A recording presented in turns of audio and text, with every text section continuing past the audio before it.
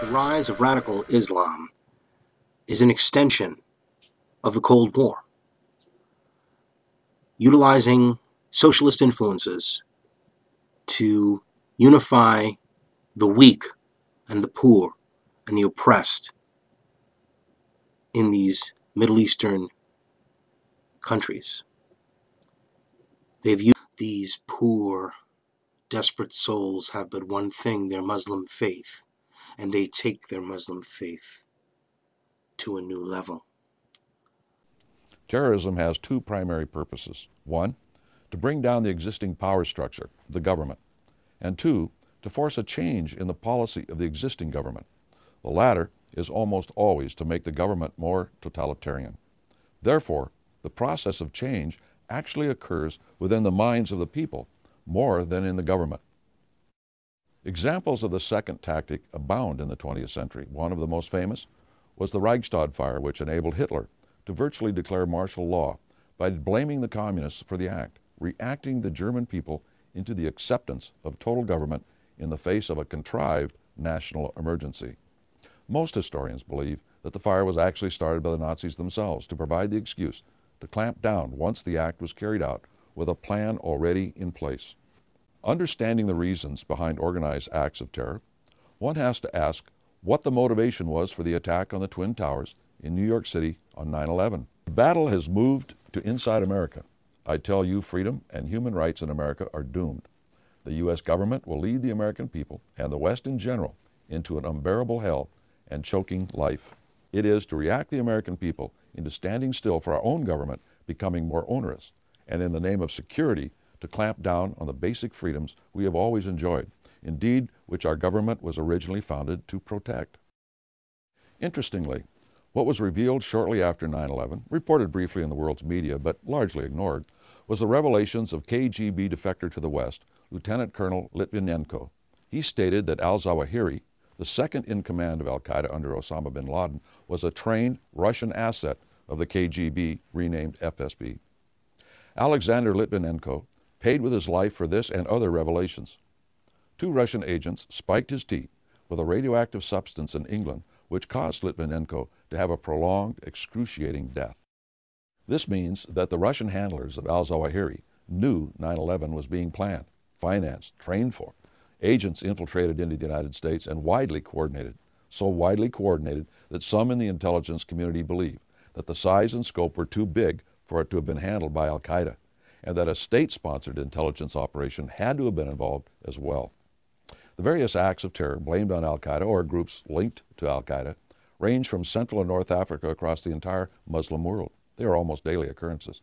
If you stop and think about it, this sort of organization is too large to hide if it exists at the level of blame, unless it has state sponsorship, protection, and/or direction. This reminds me of 1993 World Trade Center bombing, when Salem was given a live bomb. The FBI, he was an informant on the payroll. In fact, he was bickering over money on a recording that I'll play for you in just a moment. And they were paid to make this bomb to blow up. They need these events to be put in place to slowly erode at our freedoms and liberties. And here's proof of it right here. Now, this is an interaction between an FBI agent and informant Salem, who was smart enough to record the conversation, and just a couple of excerpts showing the culpability. You know, but you got paid regularly for good information. I mean, the expenses were a little bit out of the ordinary, and it was really questioned. Don't tell me. I have to tell her, of course. Well, then if you have to, you have to. Yeah, because, I mean... But you have to. Yeah, because, I mean, the lady was being honest, and I was being honest, and everything was submitted with receipts. Yeah. And now it's questionable. It's not questionable. It's like a little out of ordinary. Okay. You know. All right. I don't think it was. If that's what you think, guys, fine. But I don't think that, because we was start already building the bomb, which is went off in the World Trade Center. It was built by super informed about it, and we know that the bomb start to be built. By who? By your confidential informant. What a wonderful, great case. Well, and then he put his head in the sand and said, oh, no, no. What a wonderful, great case. These people were given the information, given the bomb, and they blew it up. Killed 6 people in 1993. And then I think about the underwear bomber who also was under CIA surveillance. CNN breaking news. To our viewers, I want to give you the latest on this breaking news. Our own Gene Meserve broke this news just moments ago. Essentially, the father of the suspect of that attempted airline attack not only notified the State Department of his concerns that his son was radicalized, but also talked to somebody at the CIA, but that person did not relay or transmit a report to other intelligence officials. Clearly, there was some sort of disconnect. This connection's my ass. What you have here is, again, another ploy, another government ploy for whatever purpose. In this particular case, when it came to Muttalib, he was drugged, put on a plane by a State Department official. Kurt Haskell, with an attorney, saw this whole thing happen. The whole thing was a setup to bring in naked body scanners funded by our government for Homeland Security, signed off by Michael Chernoff, who stepped down as Homeland Commissioner, Homeland Commissar, and let Big Sis now, Janet Napolitano, is now the Homeland Commissar. And he stepped down to go to Rapiscan, the company that he gave the contract to install the naked body scanners across the country. You can't make this stuff up, ladies and gentlemen. You just can't. And so this very much a breach of what the president talked about, the systemic as well as human error involved in all of this. The media always covers Obama's ass. Isn't it sickening? In the communications, and so this very much a breach of what the president talked about, the systemic as well as human error involved in all of this. I want to bring in our best political team on television to talk about this. The professionals. There's always the professionals or the top political people or everything like this. Everybody speaking inside this little box. And when all of the important things are outside the box. Isn't that true? Senior political correspondent Candy Crowley, CNN contributor David Brody, White House correspondent for the Christian Broadcasting Network, Democratic strategist Mo Elathi, and Karen Tumulty of our sister publication, Time Magazine. There's a lot that's going on here, obviously, that we've learned just within the last 30 minutes or so, Gene, breaking much of this information. I want to first go back to President Obama out of Hawaii earlier today, which seemed to hint and suggest that this was much larger than what we had initially suspected. Let's listen. The reviews I've ordered will surely tell us more. But what already is apparent is that there was a mix of human and systemic failures that contributed to this potential catastrophic breach of security. We need to learn from this episode and act quickly to fix the flaws in our system. One thing we do know is that whatever hateful agenda drove these men to such heinous acts cannot prevail. Whatever they thought they could ultimately achieve, they've already failed. They failed because the people of Boston refused to be intimidated. They failed because, as Americans, we refuse to be terrorized. They failed because we will not waver from the character and the compassion and the values that define us as a country. Nor will we break the bonds. You know what makes me sick? Bondage. And every time Obama says the word bonds, he reminds me that we are in bondage. And he says it an awful lot. The link between al-Qaeda and Russia is not an isolated incident. In most cases, as with al-Qaeda, is masked behind Islam. For decades after World War II, the Russian communists built a worldwide organization of terrorists. These organizations were run by Moscow, but made to appear at the street level as disorganized, independent operations. The manner in which this was done was for the KGB to use a surrogate state, the Bulgarian secret police, for instance, to operate a terrorist group inside a third country, such as Turkey. This group would then carry out acts of terror in a fourth country. This created layers of deniability, and Moscow could play the game of cooperation internationally.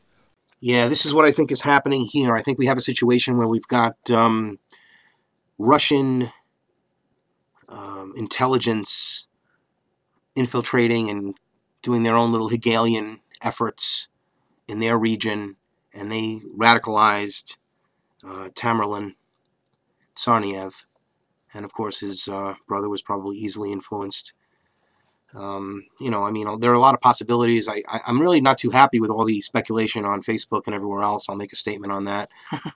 But, if you're shot in the neck, you can't really talk. It's not convenient that he was shot in the neck. They got him. I don't think this is as much of a... I don't think our government, honestly, is the culprit here. I think we have foreign intelligence sources that are the culprit here. And I'm going to illustrate that right now. The link between al-Qaeda and Russia is not an isolated incident.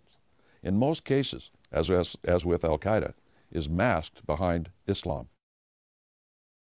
For decades after World War II, the Russian communists built a worldwide organization of terrorists. These organizations were run by Moscow, but made to appear at the street level as disorganized, independent operations. The manner in which this was done was for the KGB to use a surrogate state, the Bulgarian secret police, for instance, to operate a terrorist group inside a third country, such as Turkey. This group would then carry out acts of terror in a fourth country. This created layers of deniability, and Moscow could play the game of cooperation internationally while actually running the terrorist show. This is exactly what happened in the attempted assassination of Pope John Paul II in 1981. The assassin was from a Muslim country, Turkey, but the orders led back to Moscow through Bulgaria. While Gorbachev later portrayed a moderate image to the world, he was one of the leaders of Russia, as part of the KGB, who signed off on the assassination plot.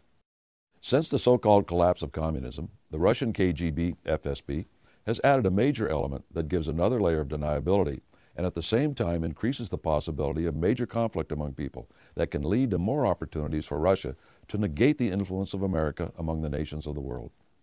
This has been to make terrorism appear to be entirely Muslim in origin. The Muslim Brotherhood is known as a linchpin of the radical Islam movement. In an article in the Brotherhood on the New York Times of October 13, 2001, is this quote: "As Father Yakin, one of Qutb's disciples, wrote in the 1960s, the groundwork for the French Revolution was laid by Rousseau, Voltaire, and Montesquieu. The Communist Revolution realized plans set by Marx, Engels, and Lenin. The same holds for us as well." We believe he means more than simply stating that they are the groundwork of an Islamic revolution, for they are referring to the socialist conspiracy of the ages rather than the Quran as their model. What makes this so significant is that this Egyptian-based organization supplies the philosophical underpinning of the radical Muslim movement. If the terrorism we see is Islamic, why therefore are the vast bulk of terrorist acts against Muslims? The bomber may be Muslim, being used by his handlers, but the higher you go in the terrorist organization, the less it is Islamic and the more it is again seeking power. The Muslim population themselves will be just as much the victims of radical Islam as anyone else, more so in fact. The Muslim world was not ruled by imams for centuries. So what is behind the move for radical religious leaders to rule Islam? Systematic terror on the Muslim people is designed to replace what they have with a completely totalitarian and centralized system that will look a lot like the old Soviet Union. 9/11 created the Patriot Act, our rights and freedoms being given up. We have a connection from Russia, intelligence prior to 9/11, and these circumstances seem to be evolving again in this Boston massacre. Now that we have confirmation that these perpetrators were from Chechnya originally, and there's probably inspired by the magazine Inspire, which is a Al-Qaeda or Al-Qaeda publication. So certainly, we're moving in this direction towards understanding what actually happened. Still many questions to answer here, and many more to be raised. Thank you for watching Truth Talk News. I'm Howard Nima.